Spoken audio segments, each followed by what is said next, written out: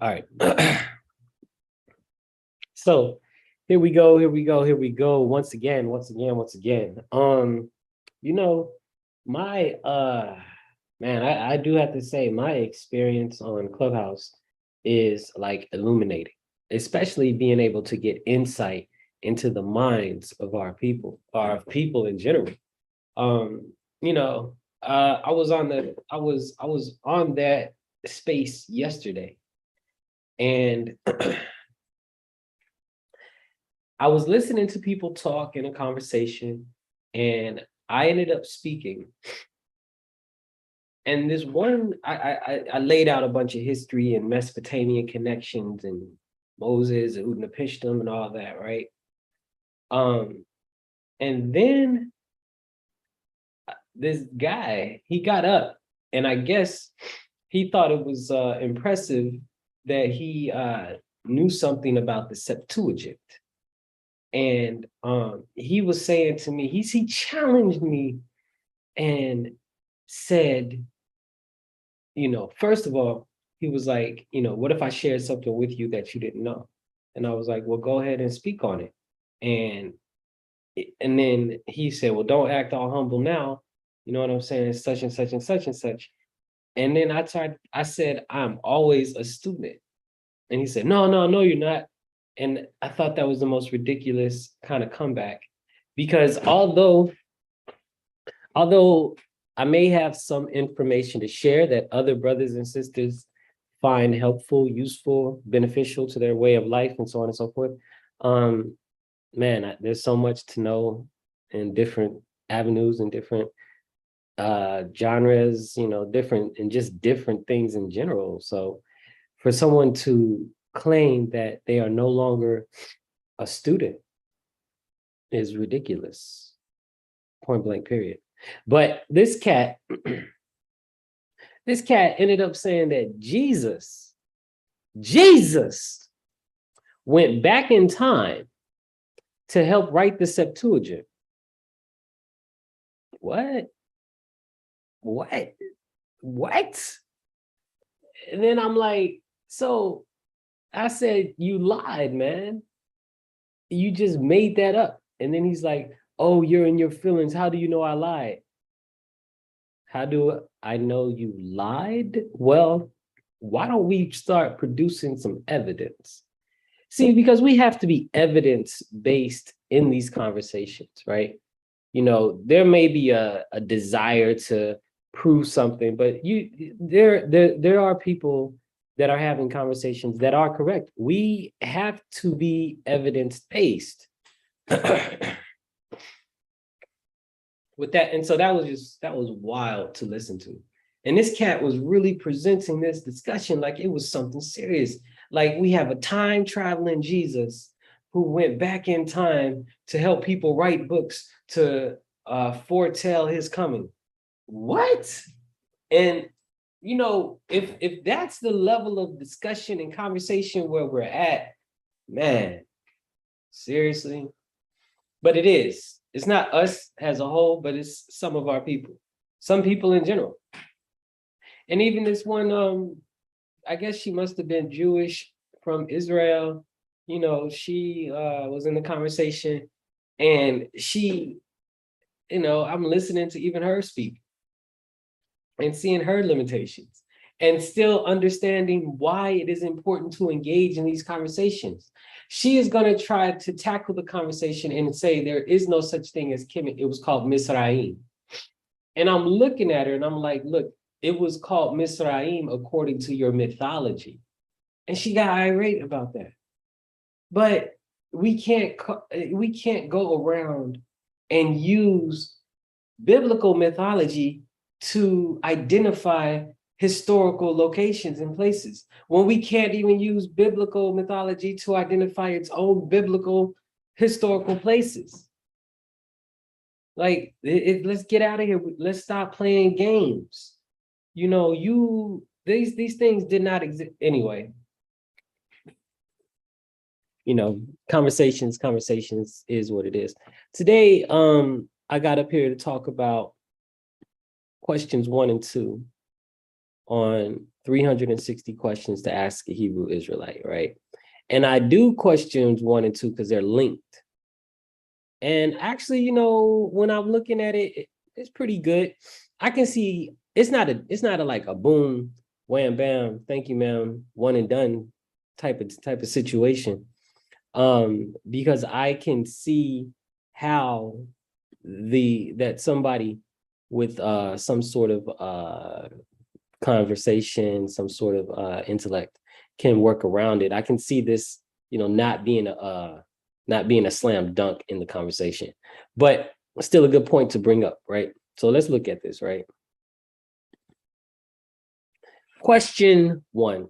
And even the last time, I thought the first question was question 1, but it's not. It was a question before the questions. Whatever. So question 1. Ask the Hebrew Israelites, what is the meaning of the word Hebrew and where did it come from? Answer, they would say it is an ancient tribe of blacks.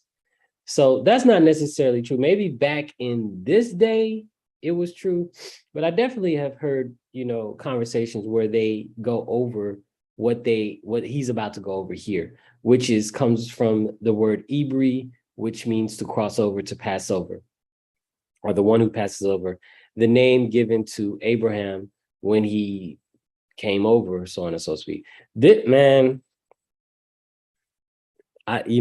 this was when these pictures, man, these pictures are off the hook. The artist, you can tell the artist, right? The artist has got the almond kind of design with the eyes. It's kind of funny. These pictures are off the hook.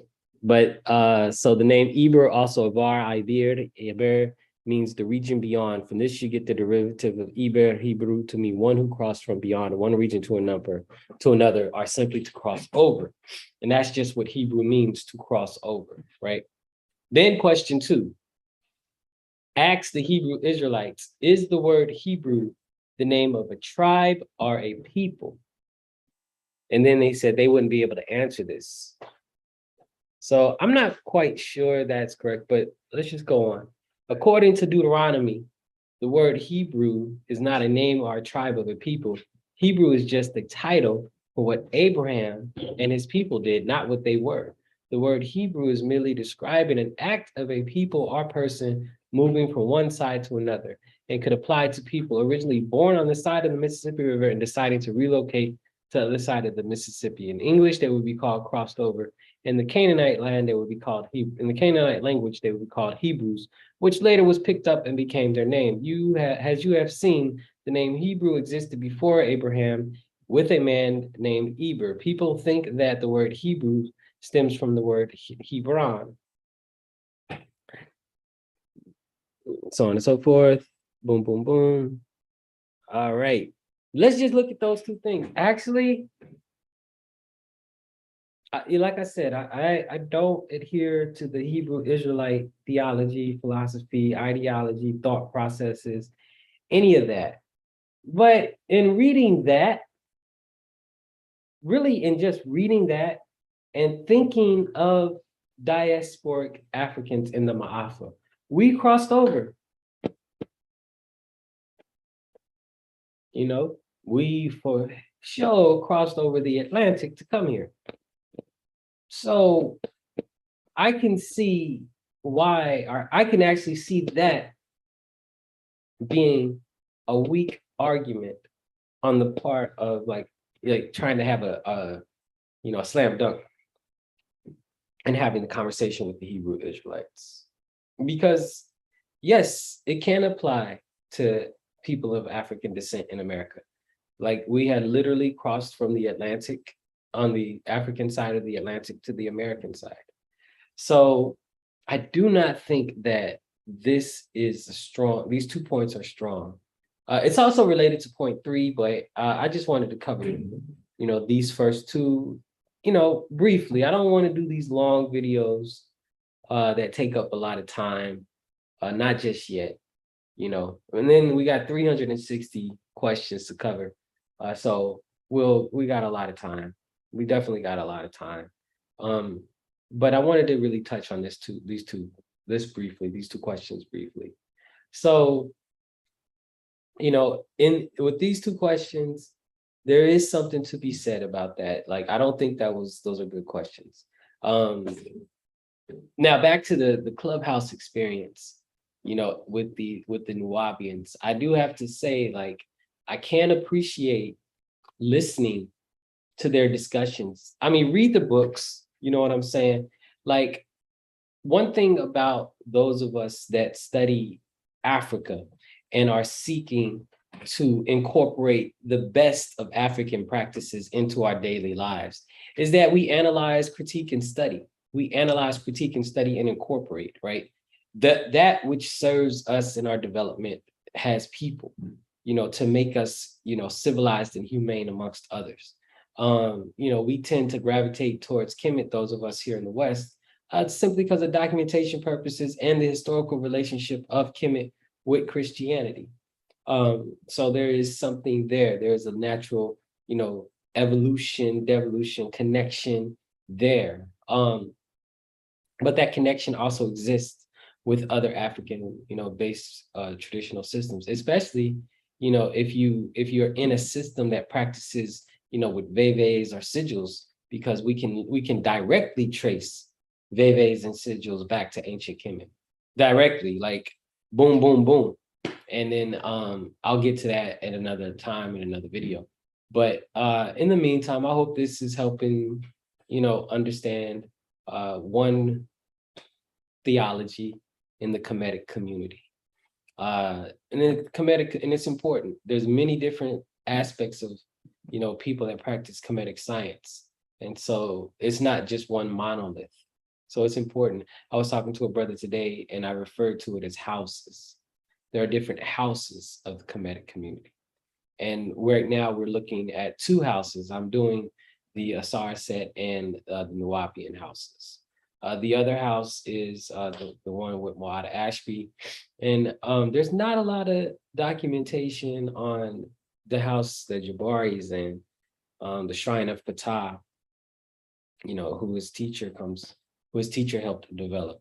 But we'll get to that, just understanding the different assets and facets of the Kemetic community. In the meantime, in between time, whenever it's the right time, I'll catch you next time. Peace.